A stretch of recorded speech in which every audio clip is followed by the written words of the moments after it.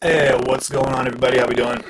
Good morning and happy Tuesday to you. Um, Got a little bit of an interesting follow-up today to a story that's been in play for the last couple months here in the United States. Gabby Petito and Brian Laundrie. I don't know if you guys have been following this at all. Interesting situation um, with missing persons report, however you will. We're going to give them a couple minutes. We were invited by the coroner to be, saying I sound like a robot, apparently. I'm vibrating. All right, well, let's figure out this audio here real quick, because it sounds good in my headphones. Let's play with it a little bit.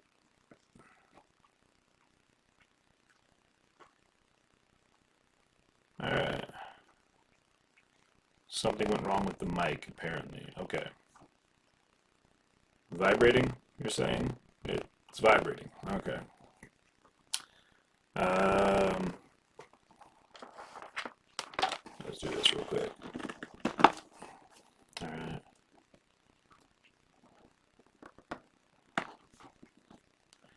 All right, let's play with that now. Does that sound any better?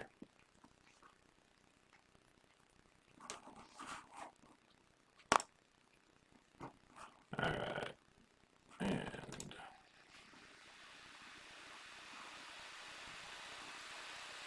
oh, here we go. My bad. I got you. All right, we should be better now, right?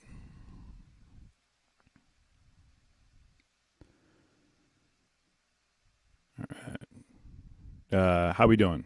No? No? Yes. All right. Better. Perfect. All right, good. We're going to leave it alone. Yeah. Hopefully this will rectify the situation that we're dealing with here. Check in. Yes, better. Yes. All right, good deal. Good. So we're in here. I'm going to go ahead and finish getting set up here. Sorry, that kind of jumped on top of me this morning. Trying to get set up with the this Zoom webinar that is happening in about 8 minutes. That being said, we've got a couple little things here that we're going to play with, and you're going to be here with me while we do it. So bear with me while I go ahead and throw this 2-minute little clip on here. Enjoy.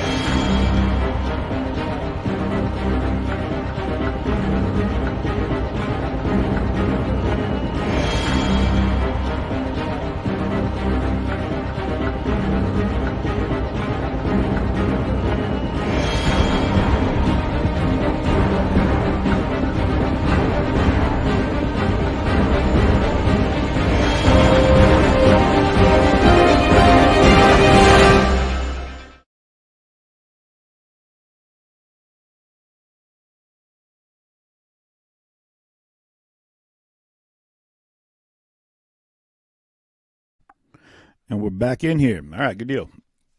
Um, and now you guys realize that I'm no video video clip master. So, but I did want to go ahead and give a little tribute to some of the experiences that we've had together over the course of the last year and a half. It was, it was interesting making that little photo montage because it really did kind of bring back a lot of emotions that I've had over the course of the last year and a half. I know you all have too.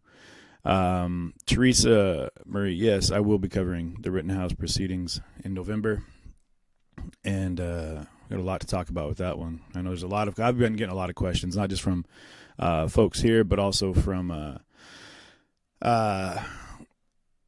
the prosecution, from the defense, from the district attorney, from you name it. We're still sitting on the fence as to whether or not they're going to end up shooting me a subpoena to actually testify, which I have really mixed feelings about, you guys. Honestly, I really don't know how I feel about it, because of what it'll stir up. I try to keep myself as far away from putting a bias out there, and with the way things have been going with everything, it's impossible for this one to not be a huge trigger point for a lot of people. So, we're working on it. We're working on doing what we can to make sure that we're not putting ourselves out in a way where it's going to just rock everybody's, everybody's world. Because again, it's up to the courts. It's up to the, a panel of jurors that they have to really deal with it. You know what I mean? So everything I saw, you saw, they saw. So hopefully that's enough for them to go off of. I know there's some people that would love to be recused or would love to be subpoenaed. They'd love to be involved in this case. I can assure you I'm not one of them. I think that we've all been involved in this enough. You know what I mean? Sorry, let me give this a little bit of a tilt here. We're messing with camera angles here. We're getting it dialed in. Sheila, yeah, as far as being a key witness, there's so much more that happened that day, though. There's so much things that led up to the actual shooting that that a lot of people didn't see. So, that being said, there's other. I know.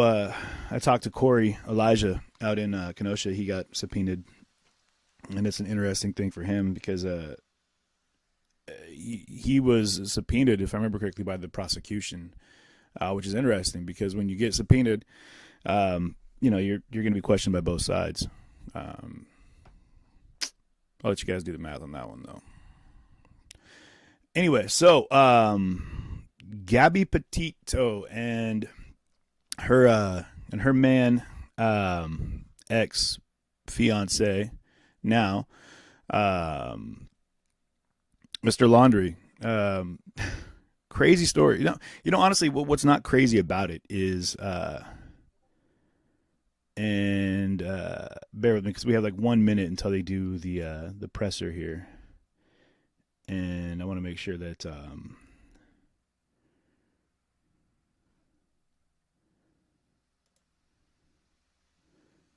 I just want to make sure that you guys get that dialed in.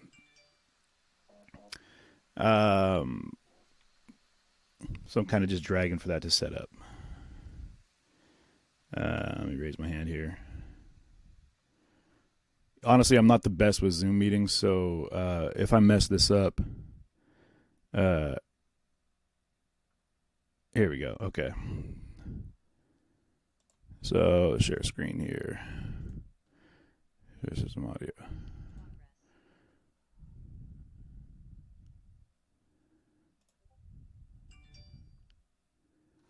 All right, he doesn't have his audio on yet, so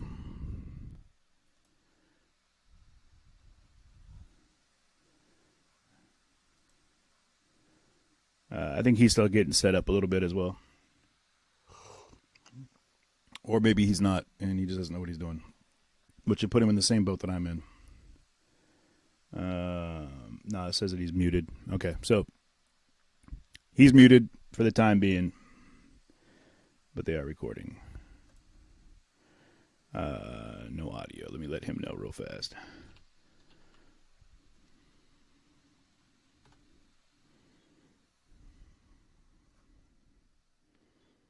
I'm going to lower my hand there.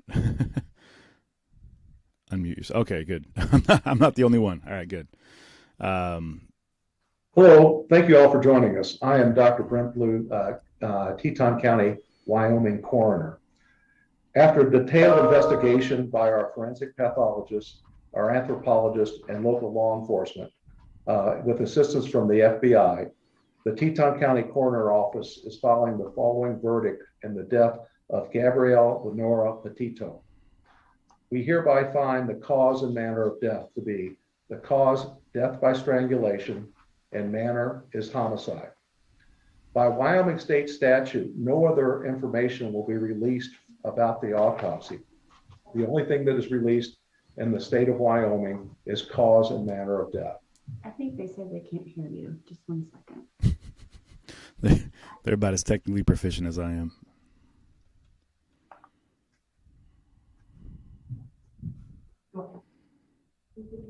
Should I start over then? Sure. Thank you for joining us. Sorry about the audio issue. I'm Dr. Brent Blue, Teton County, Wyoming coroner. After a detailed investigation by our forensic pathologist, our anthropologist, and local law enforcement, with assistance from the FBI, the Teton County Coroner's Office is following the following verdict. In the manner of death of Gabrielle Lenora Petito, we find the cause and manner to be cause, death by strangulation, and manner is homicide. By Wyoming state statute, only the cause and manner of death are released. Their autopsy findings and photographs and that sort of material is not released by state statute.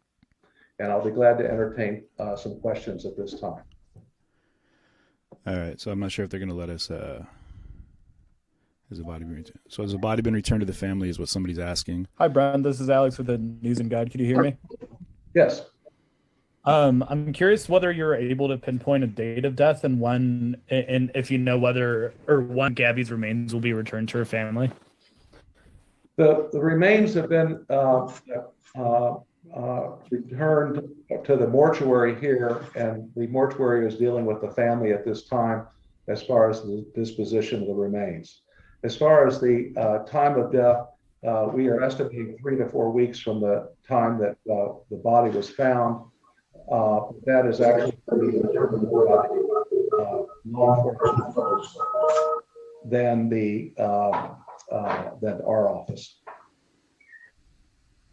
I'm confused as to what he just said there. 3 to 4 weeks from the time that the body was With found. Vivian, you are able to ask your question.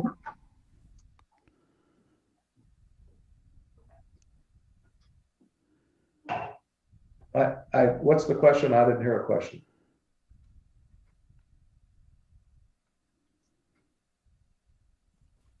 Chris, I believe that you are muted. If you can unmute yourself.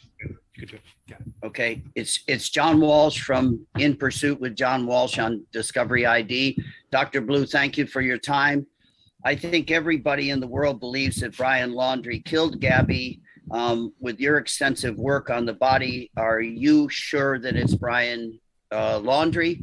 And will the FBI issue a nationwide homicide warrant now that they know the cause of death? We are only tasked with the determination of cause and manner of death. Who committed the homicide is up to law enforcement, and I cannot answer the question about the FBI. You would have to contact them. Jeremy Kopus, you are now allowed to ask your question. Yes, hello, doctor. If you could please, can you comment on any other bruising, maybe on the body that possibly was healing, possibly older bruises or cuts that might have been healing over the last couple of weeks before her passing? By Wyoming state statute, no other information about the autopsy is released, just the cause of death.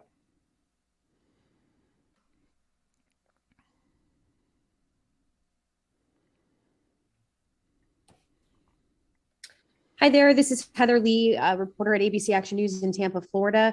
I just wanted to know if you could explain why it took about a month for this process to finish. I think a lot of people were hoping that they would learn this information sooner. So I just think if you could just explain the process and why it took a month.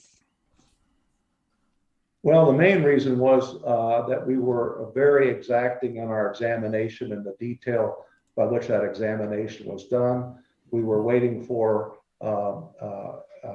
various specialists to come in and help us with this investigation. We were waiting on toxicology to be returned, and it was just a matter of making sure we had everything right. Thank you.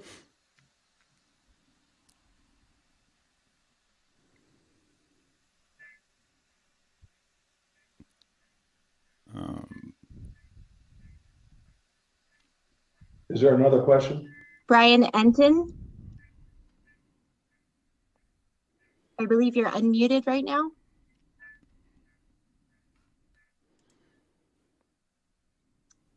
Okay. Steve Fabian. Yes, hi, doctor. How are you? I am curious if any DNA samples were taken from Gabby's remains, and also if the body was intact, are you able to tell us the condition of Gabby's remains? I can tell you the DNA samples were taken by law enforcement, and all I can tell you about remains is that the body was outside for 3 to 4 weeks.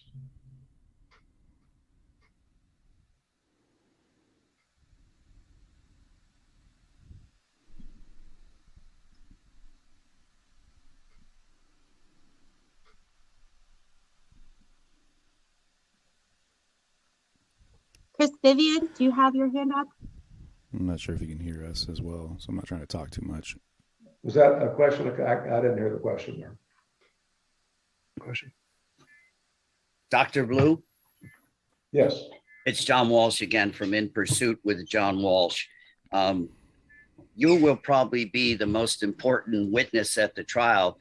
And I asked you before how confident you feel that Brian Laundrie, and they use the semantics. He was a person of interest. I'm old school. He was the only suspect ever. And I just wonder, you're going to be the most important guy at the trial, probably. Do you have any doubts it's Brian Laundrie? I can't make any comment about any suspects because we are not involved in that part of the investigation. We are only involved in the investigation of the body of the deceased.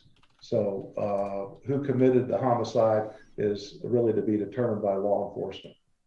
Right, but I thank you for your hard work. And I always say in so many cases I've been involved in, let the pathologist and the coroner do their work no matter how long it takes. So I think you've probably done a really good job on this case. Thank you for your time.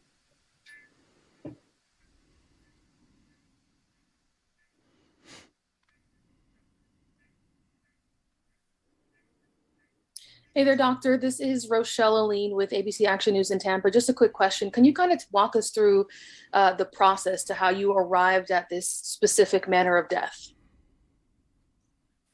In the state of Wyoming, there are 4 possibilities for the manner of death. They are homicide, suicide, accident, and natural. And those are the 4 choices. When we do an investigation, we look at the crime scene or the scene of the death, the scene of the body, the condition of the body, and findings at autopsy and toxicology. And that is how we arrive at the manner of death. So it really depends on lots of different circumstances. Dr. Stephen Fabian again from Inside Edition. Can you tell us if the body was buried when it was discovered or if the body was on the surface? I can't tell you that. That's would be something you'd have to ask the FBI because we're not allowed to release that information. Dr. Blue, could you clarify for us one more time what the estimated time and date of the death was?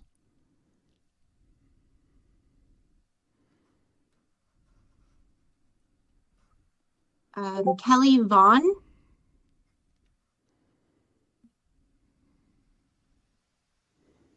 Do you have a question, Kelly Vaughn? I'm thinking that maybe they can't hear us. We have Brian Enting in the chat who has a question. What's your question, Brian? Was there any impact on her body from weather or wild animals in the national park? That's going to come up in our conversation. I'm sorry, I didn't hear the question. Was there any impact on her body from weather or wild animals in the national park? All I can really comment about that is that her body was outside in the wilderness for 3 to 4 weeks. 3 to 4 weeks. Okay. So KSL assignment, you were unmuted.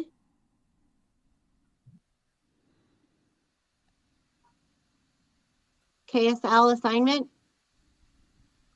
Hello, Dan Rascone here from KSL TV in Salt Lake. Dr. Blue, can you tell us at all whether or not, was it believed that she was murdered there at that location, or is it any indication that her body was drugged there or taken there, or can you give us any indication there? I can't comment on that. That would be something you'd have to speak with the law enforcement or the FBI.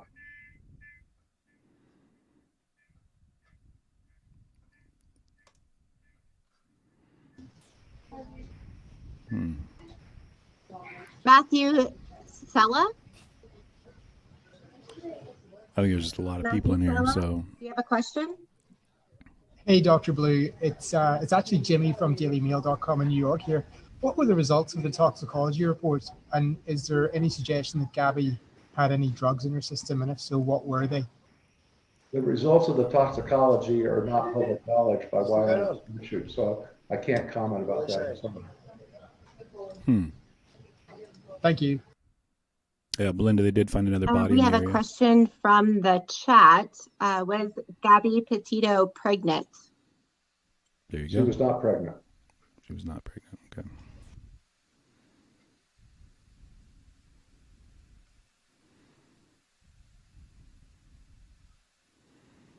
Someone asked, Thomas Tope.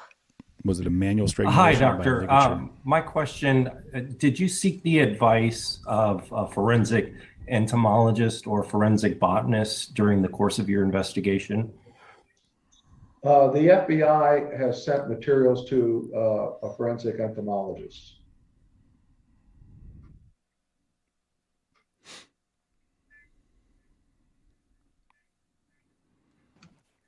WPBF 25 News. Hi, doctor. This is Terry Parker from WPBF in Palm Beach County, Florida.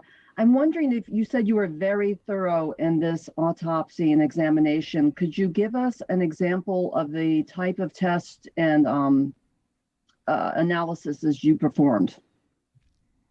This autopsy included a whole body CAT scan, a examination by a forensic pathologist, an examination by a forensic Yeah, I've asked a few questions, but there's a lot of people in here. And toxicology evaluation. So we pretty much covered all the bases.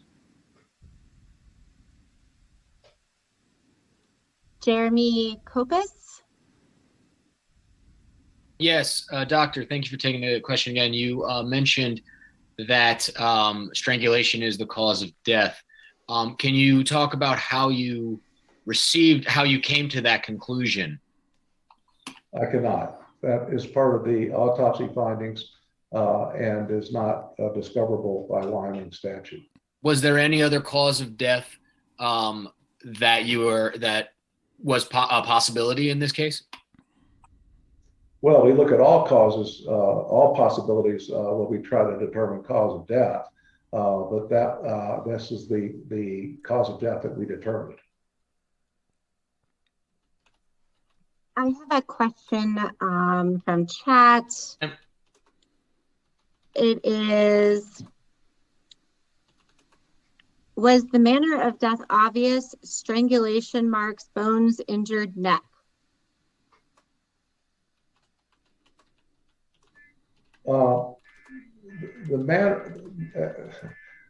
nothing is obvious in a situation like this. So detailed analysis was used both to determine manner and cause of death. I can't go into details on how we made those decisions. Kristen Thorne. Yes, hi, Doctor. Kristen Thorne with WABC in New York. Could you just please repeat about how long you believe the body was out there? Unfortunately, the last time you spoke, we just didn't get a good film shot of you saying that. Would you mind repeating that? Our initial determination is the body was in the wilderness for 3 to 4 weeks. Thank you.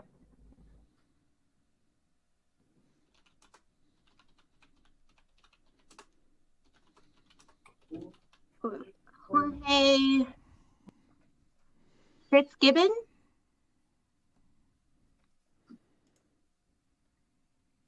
You have to unmute. I believe you're still muted. Sorry about that. Good afternoon, Dr. Blue. Relating back to the date of death, is there a date listed on the death certificate? The death certificate has not been completed at this time, and the death certificates of the state of Wyoming allow for approximate dates and variability in those dates. So I doubt, well, there will not be an exact date of death on the death certificate. Eileen with News 12. Hi, doctor. This is Eileen LaPalmer from News 12. We sort of asked it a little bit, but is there a way that you can explain how you know that it was strangulation? Sometimes I know that a hyoid bone could be missing. Is that something that you discovered in this case? I can't comment on that because it would be a finding of the autopsy. And as I stated before, in the state of Wyoming, the autopsy results are not public knowledge. So then you can't clarify whether it was manual strangulation or with an item, correct? That's correct.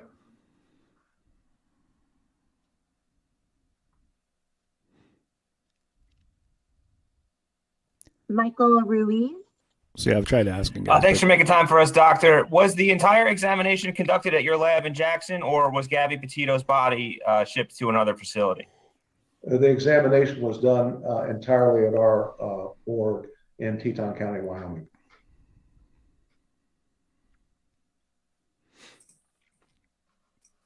Anna Gregorio. Gregorio. It's actually Ashley Banfield with News Nation. Doctor, thank you for taking the time today. Can I ask you if from the very beginning of your process, was it obvious that the cause, not the manner, that the cause was strangulation and that you just needed this time to prove it out? Or were you completely unaware from the beginning what the cause of death was for Gabby Petito and had to resolve through a number of puzzle solving manners and other experts to arrive at that final cause determination? Amy, that's a good point. I'm gonna look at a timeline. In a with situation like this in this, just a nothing second. is obvious. And so the cause of death required investigation. We'll let him kind of run through a few more points here. We have a William Walkie. Hey there, Dr. Blue. My name is Will. I'm from KHOL Jacksonville Community Radio here in Jackson. You're a small town coroner here in Western Wyoming. This case got so much national attention, as we can see right now. Can you speak on what it was like doing your job with such a big spotlight on you? Thanks. Well, it was quite the media circus and continues to be. Unfortunately, this is only one of many deaths around the country of people who are involved in domestic violence. And it's unfortunate that these other deaths do not get as much coverage as this one. Pay attention to what he said there about domestic violence. Deceased was a blogger, that this received more coverage than others. But there are a lot of both men and women who have lost their lives that aren't covered with this kind of media attention. Francis DeFiore. Yes, hello. This is Francis DeFiore from the Port Charlotte's son. Just want to go back to my previous question, although I imagine your response. Is there anything you can tell us about how exactly you determined it was a 3 to 4 week period before death? I can't go into that kind of information at this time. I understand. Thank you very much.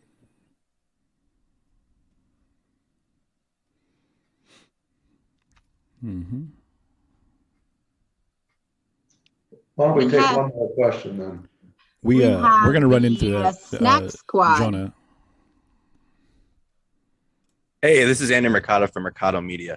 Could you go over the length of time the autopsy report took? And thank you for your time, Dr. Blue. Well, the length of time was involved in the sense that we received a report from the investigating and examining forensic pathologist. We had a report done by our anthropologist, and we had toxicology studies that were done in addition to the report from the radiologic studies. So all these came together, and that's what took time for us to complete this investigation.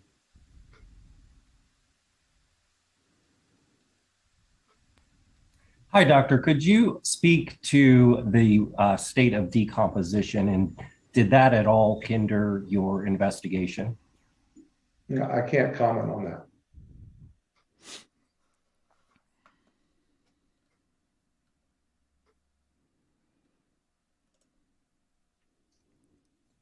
Dr. Any Blue, would more you like questions to take here? any more questions? Unless there's other specific questions that haven't been answered already, why don't we close this? And thank you all very much for your participation. And jumping on that Brian Hinton. I can tell you that I will not be answering any other detailed questions about the autopsy. As I said, state statute prevents us from doing that. So contacting me by email and phone is not going to reveal any additional information. But thank you for your that was time, the question and that I had for him was going to be your interest. after. Dr. Blue, I have one more question. Is there a way to determine if this was accidental or deliberate? You mean in the sense of a homicide? People are going ham in the comments, man. That would be up to law enforcement to make that determination. I don't know if you guys are able to see the Great, thank you. these questions down here in the.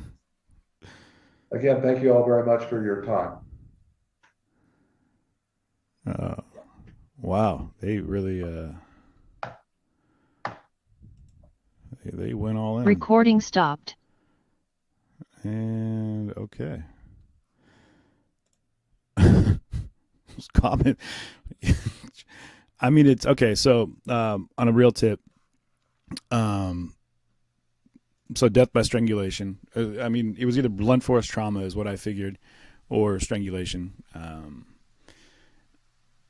That being said, he said homicide by strangulation. Yeah, Cindy. So one of the things that was interesting in the timeline here, we're going to look at that in a second, is that the body was found in an area uncovered and exposed to the elements. Now, one of the things that, and yeah, Liz Montoya, that's determined it was homicide by strangulation. One of the things that we got to look at though is that, like, in the the forensics of it all, like if there was ever a time to try to cover your tracks, it would be to leave a body out in the elements so that animals can get to it and the weather can get to it, and decomposition and all these things. Because most of the situations where you hear about a murder and bodies are found, usually there's at least some dust or dirt kicked over them, some leaves, whatever. I mean, they'd be buried out in the wild and hidden. Where in this case, a hiker goes missing, and a bear gets to him, or coyotes, or whatever, and the body's so badly violated that it's unable to be determined what the actual cause of death, which this day and age is crazy, because honestly, like, if you've ever watched Cold Case, any of these crazy shows, like you'd know right away that there's not really anything that they can't figure out based off of their forensic analysis that they do. But yeah, so strangulation, murder, and now we have a wanted individual, which is to say that Brian Laundrie is now wanted. But what's interesting is what he's wanted for, you guys. He's wanted for the illegal use of a debit card, where he did a withdrawal of $1,000. So they haven't actually, now maybe that'll change now because of the findings here and what they're going to be able to release to the police, but and the detectives and the FBI and everything else. But as of what was going on up till recent is that Brian Laundrie was wanted for fraudulent use of a debit card. So I know a lot of people have questions about the timeline. Okay, so and they said that the time of death was about 3 to 4 weeks ago. All right, so if we look at a calendar over here, we're looking at 3 weeks ago would have been what? Boom. We're looking at 4 weeks ago would have been the 21st of September, right? Would have been the time of death. Estimated. The 28th or the 21st of now. Okay, see, and that was the question I had. Maybe someone can help me clarify this in the comments. Was it 3 to 4 weeks from the time the body was found? Was the date of the death? They assumed that the body had been there for 3 to 4 weeks, or was it 3 to 4 weeks from now? Anybody in the comments that can clarify that, I'd appreciate it. 28, 29, 30th remains. Okay, yeah, the remains. Okay, so yeah, the remains were found on September 19th. So if it was 3 to 4 weeks before that, all right, which is what I think we're going off of. 3 to 4 weeks from when the body was found. Okay, so here we go. The body was found on, we're going to break this down right here. Boom, here we go. All right, thank you, Stephen. Death would have happened between the 28th, 29th, the 30th. Remains are found on September 19th. So if we go back to roughly 3 weeks before that, 21 days, if you will. Yeah, we're looking at about the 29th, 30th, right in there. I'd say what I went ahead and put together a another attempt at an amazing slideshow for you guys. But this one, I think, this one breaks down the entire timeline. And so what I'd like to do is go ahead and we'll pull that up here real quick and see if see if that doesn't give us a better look at what's going on here. So bear with me for a second here while we do this. And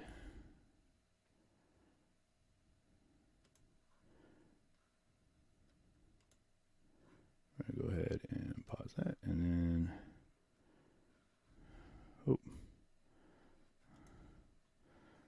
that's not what we want to do here. Hold up. We'll get it figured out. Just bear with me for a second here. So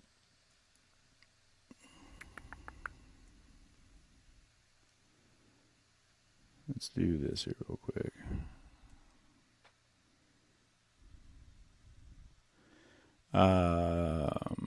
Talk amongst yourselves. The Mormon Tabernacle Choir, neither Mormon nor tabernacle. Dogs. Talk about dogs. Right. And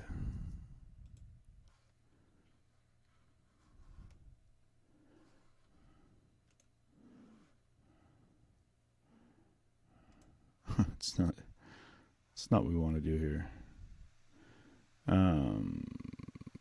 Stop sharing. Oh, there we go. Okay. We're getting it figured out here. Just taking a second. And it is what it is. So y'all just have to bear with me. And we got the details that are going to be included in here that are pretty streamlined, so that we don't have to worry about, asking a bunch of questions and whatnot. And there we go. Hopefully this works for us here. All right.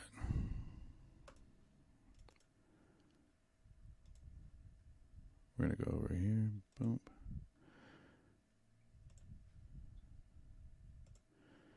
And then, okay.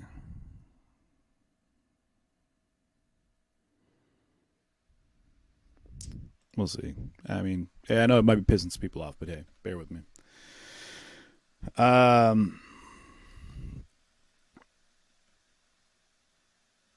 Let's do this here real quick.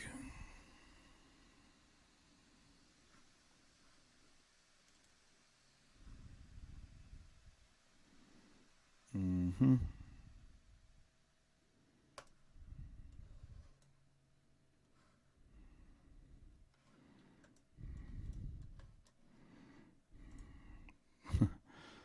Just does not want to be my friend.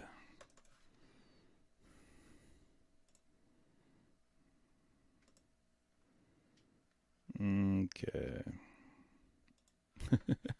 Appreciate you guys bearing with me on this one. we're getting there. We're getting there. It's just a matter of trying to get this thing figured out here. And let's do this here real quick.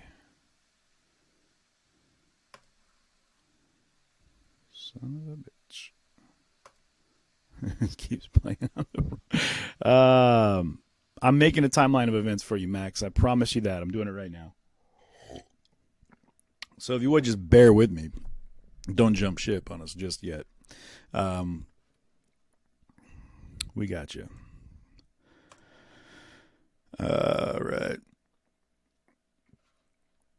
Let's do this. Okay, and then we will go over here. All right, cool. Here's how we're doing it.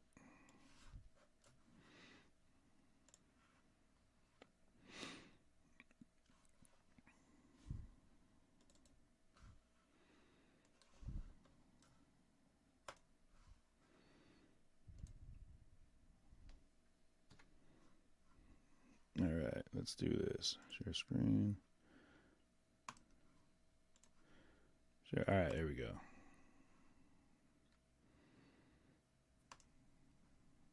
Hopefully this works out for us here.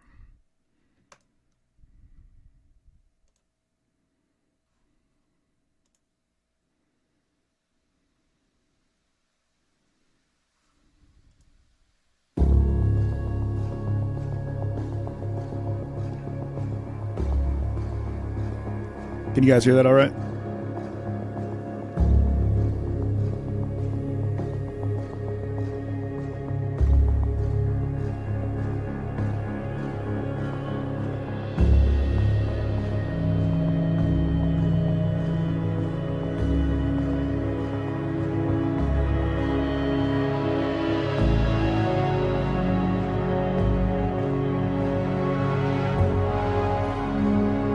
So as you can see there, August 12th, the 911 call went in, and that was the domestic violence situation. They both said they didn't want there to be any kind of actions taken on either one of them, but they were still crazy in love, and they were both very upset that it was even happening. So this is the last post that Gabby made as an Instagram influencer type.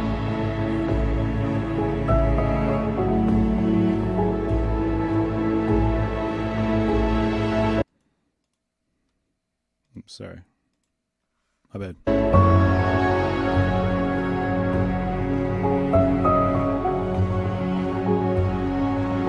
That's the actual post that she put on Instagram.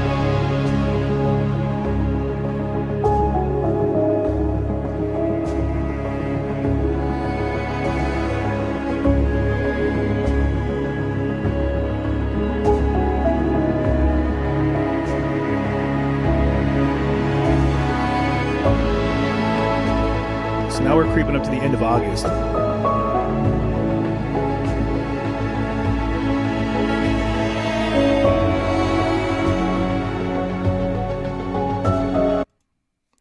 So keep in mind right now that Miranda Baker, okay, so this woman and her boyfriend picked up Brian Laundrie on the 29th of August. All right. So this is right up to that date where the death would have taken place. Right. So.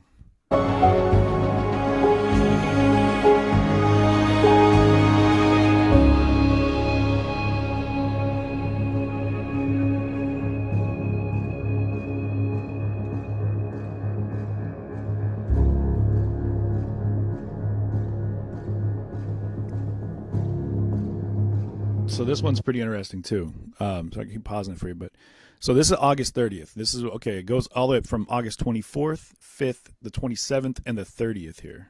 So the 30th is when her family receives the last text from Gabby. They doubt that she wrote that text, and according to that, it just says that there's no service in Yosemite National Park, which is a fact. I mean, most of everyone that I know, when I lived in Wyoming, you go to Yosemite, you're not going to have reception.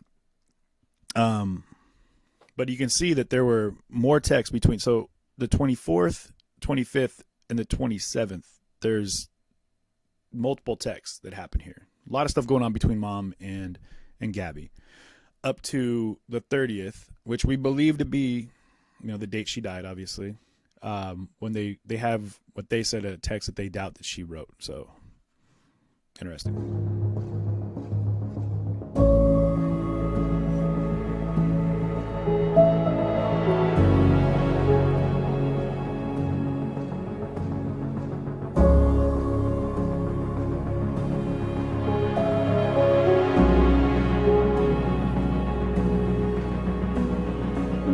And then, of course, the first, see where Brian went home on that one. And now it's been a couple weeks since they've heard from Gabby. And so they put out the missing person report.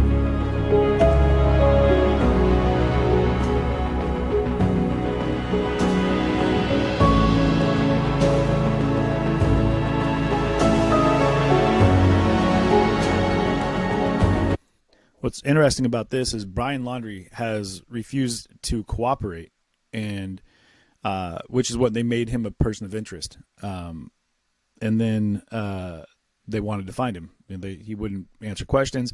His entire family at this point was actually refusing to get involved. They said they wanted to take a back seat and allow the law enforcement to do their job. They didn't want to interact either with Gabby's family or with law enforcement. So, do with that what you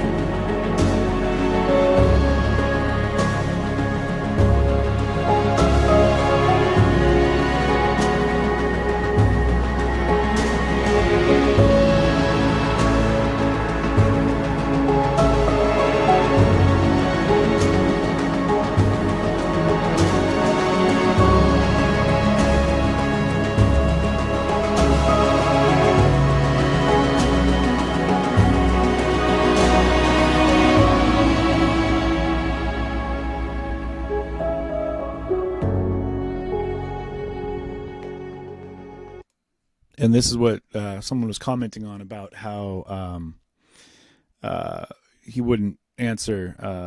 Where was he?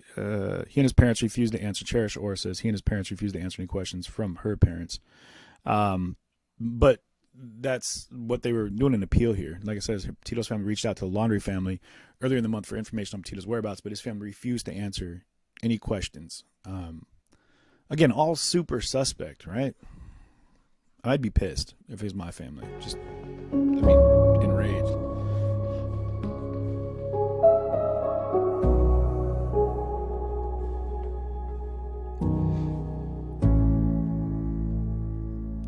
Enter Dog the Bounty Hunter. Now, I got it. Not for nothing, man, but someone hit me up with a text this morning, which was interesting. And he said, wasn't Dog canceled? And is this like an attempt to find himself any relevance? But like, if you've ever seen Dog in action, the man is, he's Dog the Bounty Hunter. But I think he's pulled out of the case at this point. But he came in on the case, which kind of turned it into almost like a media hype type thing. Like, oh, it's almost become comical at this point. But really, in all fairness, we still have a manhunt, and at this point, we're still looking for a body. We can't find Gabby. We can't find Brian. though they have had sightings and they kind of know generally the area they're in, but it's a massive area they're looking in, to be clear. But again, they wouldn't talk to anybody. So we're up to September 17th now, and now they called us on Friday is what it says here. We've gone to the home, and they're saying now that they have not seen their son. So now the family is officially stating to the police that they haven't seen their son. And it's another twist in the story, is whatever Taylor tells CNN's Chris Combe. But beyond that, so it took them up to this point for them to figure out what they were going to tell the police. Like, they couldn't have just said that earlier. Hey, we don't know where he's at. I mean, I get you want to look out for your blood. You know, you want to keep that. But I mean, does that say that they think that he's innocent? They're trying to help him out, or something else? You know, Dog the Bounty Hunter people. Dwayne Chapman, the bounty hunter. Look at that hair.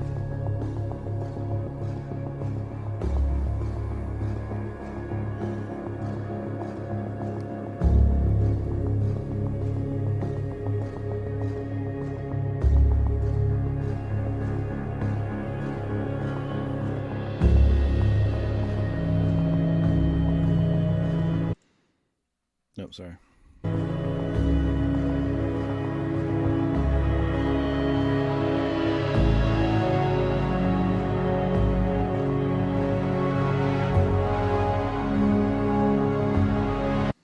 So they've found the remains. The remains have been found at this point. So, but to be clear, again, the remains that were found were human remains, and they haven't been identified yet. And that's on the 19th of September.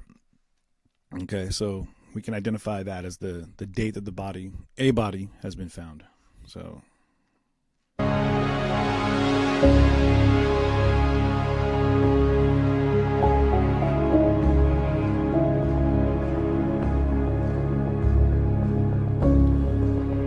2 days later, they confirmed the body of in Wyoming that was found as Gabby. And you can see the area that they found the body. I mean, it's pretty remote.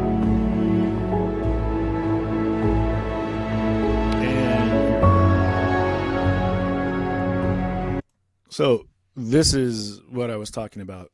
Laundrie suspected of using a debit card and PIN for accounts that do not belong to him, charges more than $1,000 between the 30th and the 1st of September.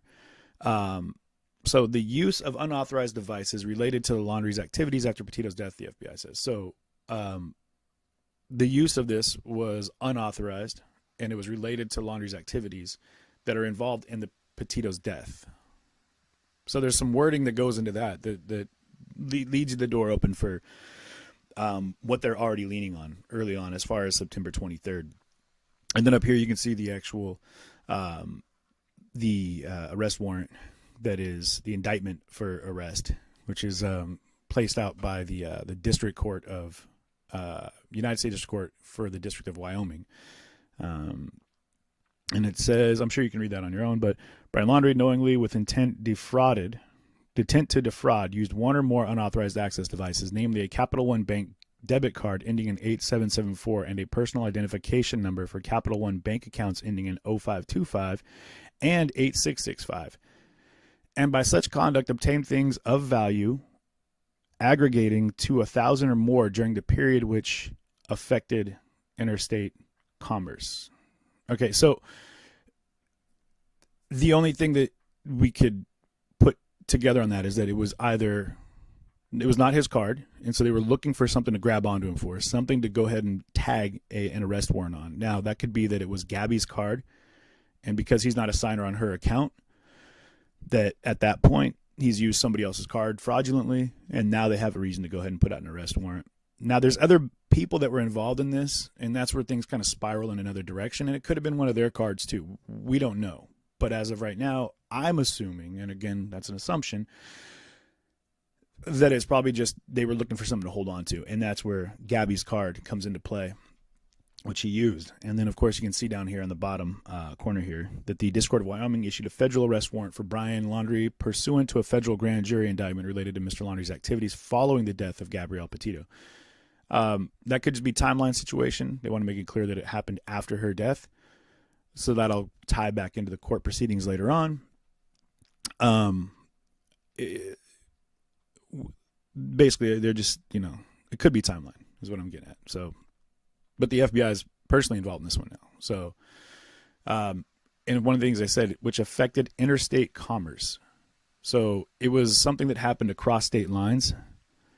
I don't know, Amy. I don't. Like I just said, it could have been hers. It could have been somebody else's. I personally think it was. So when you have the federal government involved, now you've got that it was a bank-related activity over $1,000, and it was cross state lines. So now the FBI is going to be involved, right? And I'm sure there's plenty of other reasons, but there's a couple for you right there.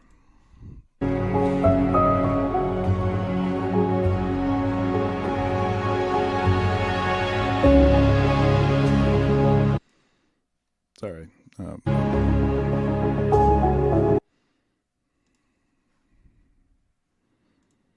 Oh, we lost feed.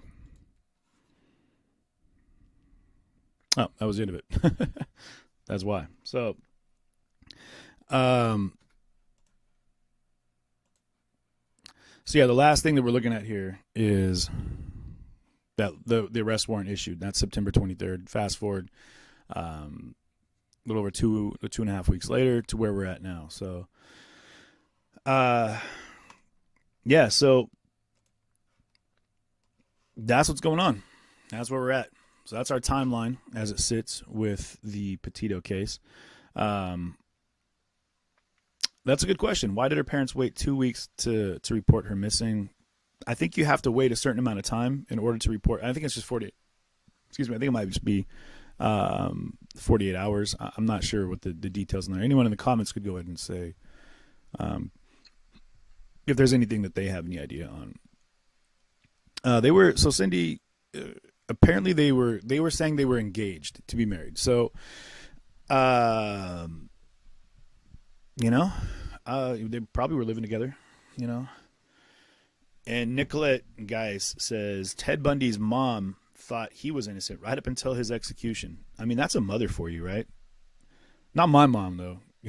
She'd be the first one to put me in check. If I did some malicious shit, without a doubt, she would, and most of the time, any of the people I've dated, my mom, I think, has liked them more than me. So I'm pretty sure that in this situation, my mom would be the first one to be on the hunt. So, it's sad. This whole thing is sad, One of the things that came up while I was looking into this was, like I said in the description, the disparity that we have for, we're going to say a racial disparity with missing persons. Something that I found very interesting was that came up while I was looking into things was murdered and missing indigenous women in the United States. One of the things that we're looking at here is, and these are, I'm just going to give you some facts here. So these are the statistics on indigenous women right now. And this is, some sad stuff. Indigenous women, girls, if you will, are murdered 10 times higher than all other ethnicities. Murder is the third leading cause of death for indigenous women, according to the Center for Disease Control. More than 4 out of 5 indigenous women have experienced violence. That's 84.3% of them. And that's according to the National Institute of Justice report. More than half indigenous women experience sexual violence, 56.1%. These are staggering numbers. More than half of indigenous women have been physically abused by their intimate partners, which goes right along with the sexual violence. Indigenous women are 1.7 times more likely than Anglo-American women to experience violence. Indigenous women are 2 times more likely to be raped than Anglo-American white women. The murder rate of indigenous women is 3 times higher than that of, and the way it's worded is Anglo-American women.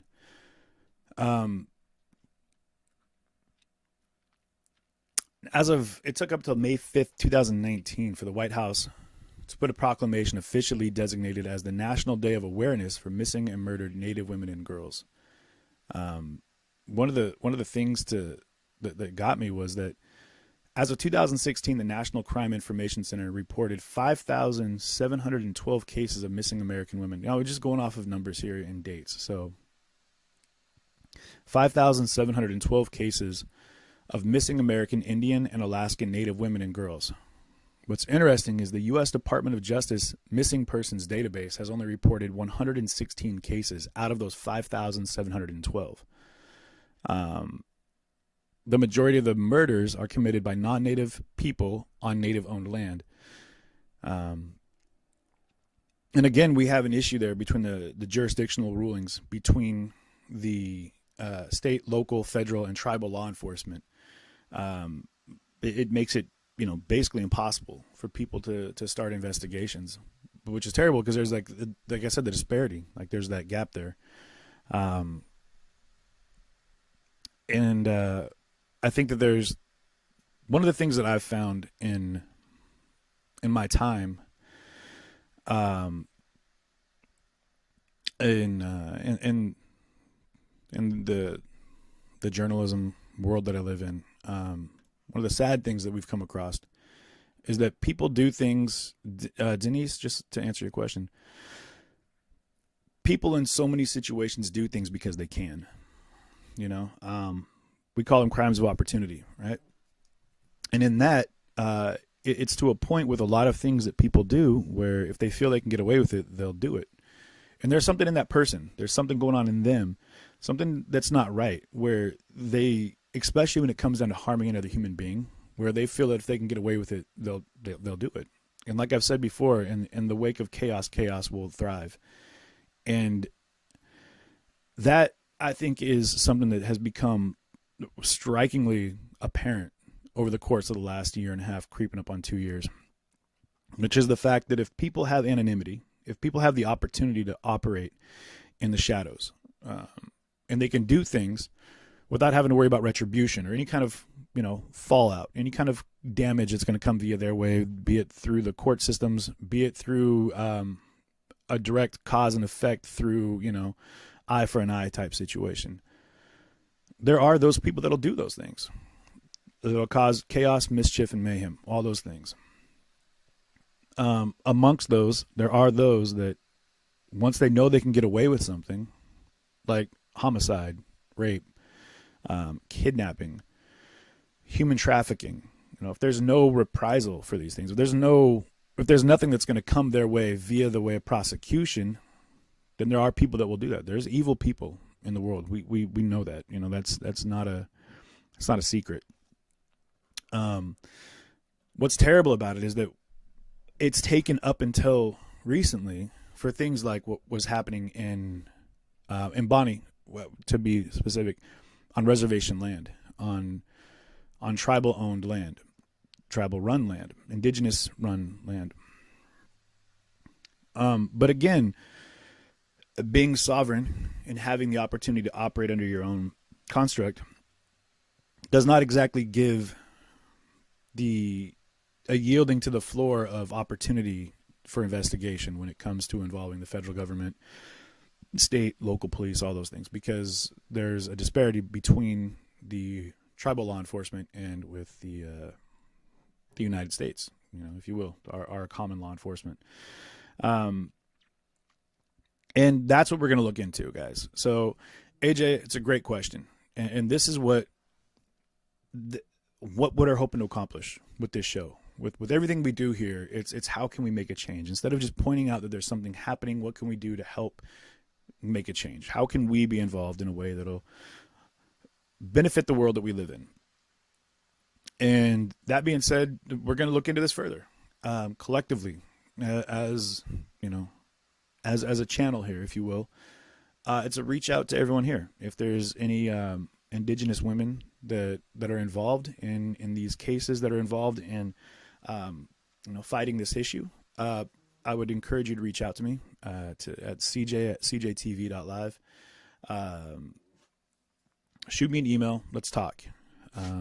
we're going to look into organizations and things that we can look into that might help raise awareness or make a change. And again, I don't have all the answers. So if any of you have answers, I would encourage you to reach out to me, because there's only so much that I know and only so much that I can do. That being said, there's a lot to look forward to, I think. And yeah, me too, Jess. Going forward, I think one of the things we need to pay attention to, and it came up in this laundry Petito case, is if you see something, if there's something that shows up in your world, and this is something that I was talking about a little bit last week. If there's something that's happening that doesn't seem right to you, say something about it. Speak up. Don't be afraid of being heard. Don't be afraid of being wrong. Don't be afraid of being labeled by somebody else as a Karen, or what do they call them, or a Brad, or whatever the names are, whatever.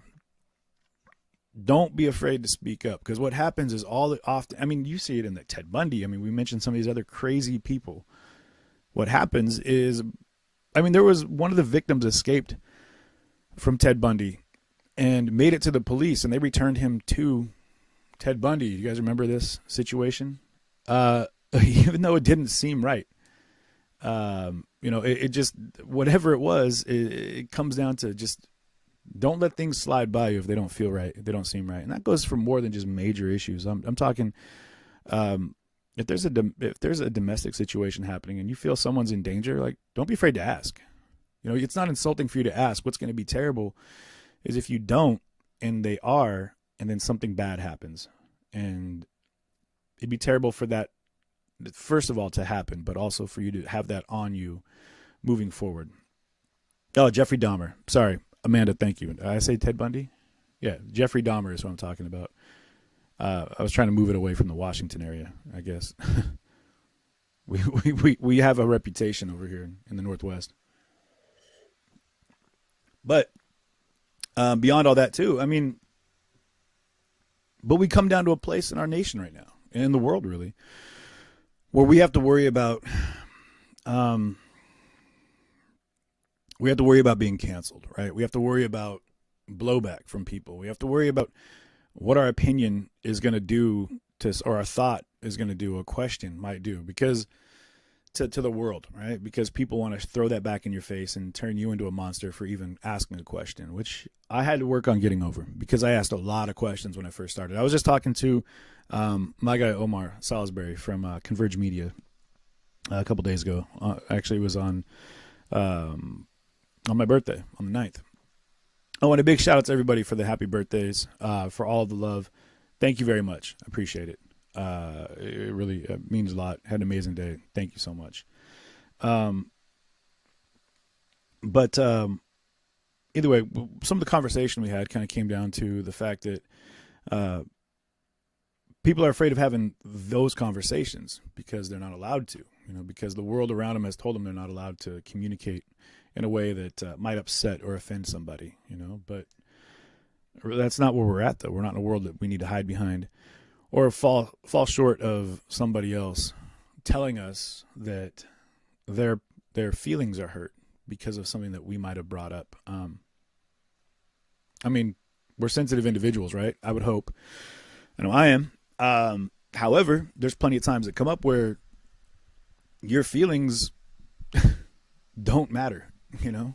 There's a bigger picture there, but yours do. And what I'm hoping people will appreciate that is that you have the opportunity to impact someone's life. So, and there's people that don't know how to ask for help. There's plenty of people out there that don't know how to ask for help. That are living in a situation where they've got a domestic partner that, as someone mentioned before, is controlling and or dangerous, and they don't know what to do about it. So don't be afraid to speak up, and ask questions and make sure people are doing okay. That's all right.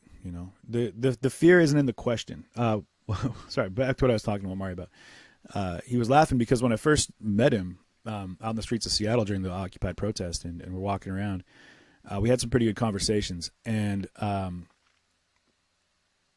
one of the things that came up was he laughed because he was like, "Man, you ask a lot of like, how did you word it? Juvenile questions." But what we laughed about was there was a lot of juvenile understanding, and a lot of the questions I asked. A lot of the questions that I asked were because I didn't know the answer to them. They weren't loaded, you know. And in the world we live in, be curious and be aware. You know what I mean? Take a look at what's going on around you. And like I said, if you want to know more, ask more. You know, listen more. So,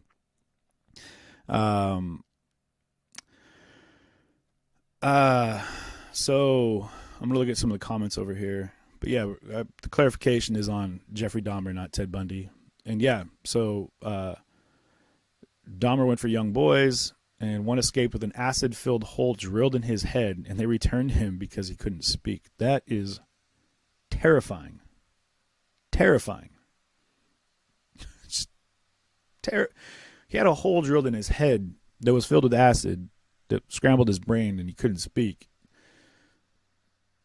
And somehow the police were like, well, we'll just send him back to where he was at.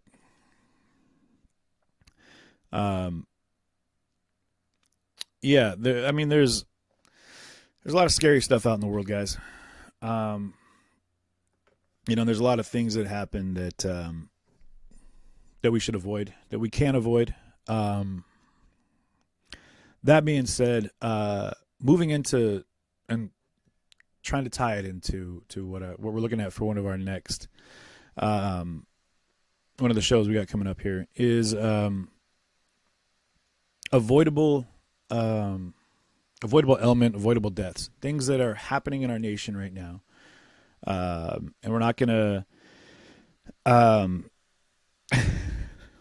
not allowed to say it in term, right? We're not allowed to talk about the schmannimic. We're not allowed to talk about froma, because apparently that's canceled material, right? Like if you bring up anything going on in the current state of the union with ailments that are affecting the world, you know, your opinions become gospel, and that gospel may not jive well with the mainstream narrative, and then you get canceled, right? So if it happens, it happens. You know what I mean?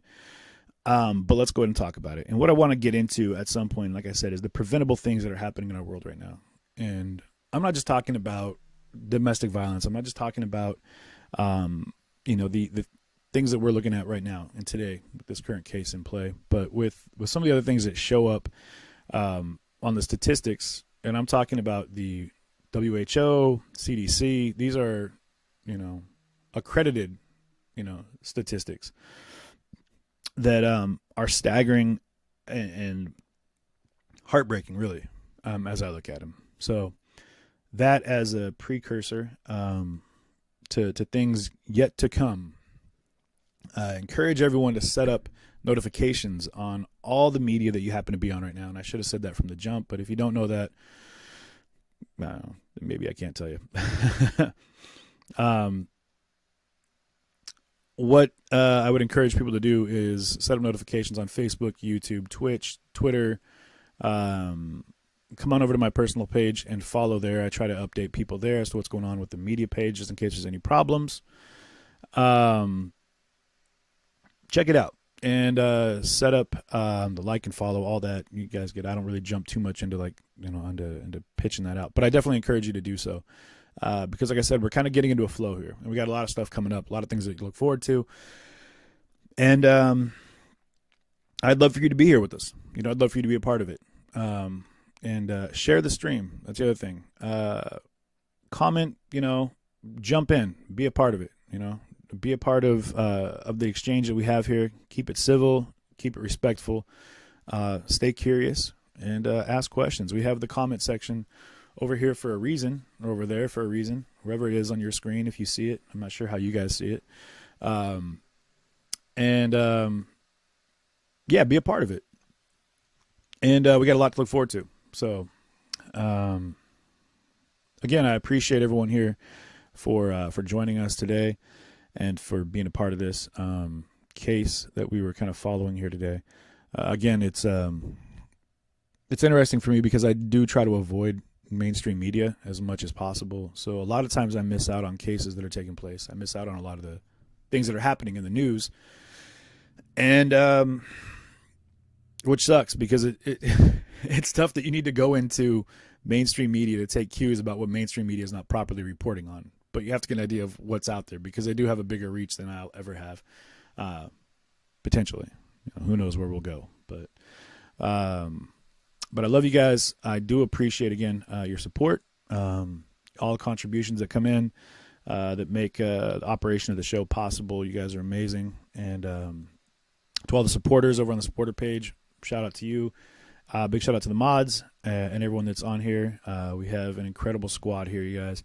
And if you don't know what the mods do on the back end, they're the ones that monitor all these chats, that make sure that they're not coming in toxic, that make sure that people are being respectful. And it really is a job because it's tough to discern what is and is not a fueled comment that might, damage somebody in some way, any kind of hate speech. So you guys are amazing. Thank you so much for being here and for jumping in on that. And again, if you have any information moving forward, or any stories that you feel are relevant that I could jump into and cover, look into, email me at the email listed below there, cj@cjtv.live. Or if you have any places of interest that you'd like to see me go, let me know. I'm opening the door for opportunities to continue to travel like I have been. And I have, you can also come over to Patreon and support there. Which we have a lot of stuff coming out there, which is going to be awesome. I'm looking forward to that. But be a part of it, help. Let me know what you want to see and what you want to talk about, and we can make that happen. I'm hopefully you guys have understood at this point that when I'm out there, I'm just the eyes and ears for you. That's it. I'm going to ask questions that you want me to ask, things that I'm curious about, give you a chance to see it, hear it, and experience it firsthand, so you don't have to worry about it being filtered through a narrative that's going to give you a bunch of BS. So be a part of it with me. That's what this community is. It's all about. This whole thing is about us being in this together. So I love you guys again. I'm going to leave it at that. And I appreciate you joining me today. Have an incredible Tuesday. I look forward to jumping back in here with you later this week. You guys take care. Be good to yourself and be good to each other. Enjoy.